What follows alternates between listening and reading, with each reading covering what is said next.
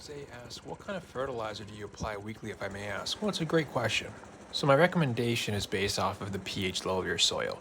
You can do a soil test, but if you're like 90% of people who listen to my videos, you're not going to do a soil test. So I'm going to try to make a generalization for you that you can act on today to actually make a purchase. If you Google pH map, you'll find a map of the United States, and you can actually zoom in on it and try to find your county. It'll be color coded from somewhere between pH 4 and pH 8, or could be above and beyond, but generally it's somewhere in that range. So in the case of Texas, if you're far east Texas, you have low pH.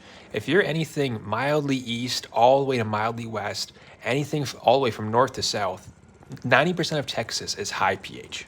But if you're far east or you're far southwest, you could have low pH, but generally 90% of Texas is high pH. You mentioned you're in Oklahoma. If you're in the eastern, let's say, third of Oklahoma, you're going to generally have, these are generalizations, you're going to generally have low pH. If you're kind of in the central third of Oklahoma, you're going to have mid-range, neutral pH.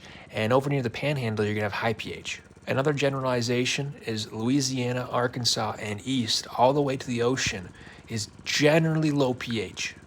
There are exceptions to all this. Soil test. If you don't want a soil test, at least use these generalizations. Now, once you decide if you're high pH or low pH or neutral, if you have high pH, you want to use ammonium sulfate. That's 2100. If you're neutral or low pH, generally go with urea.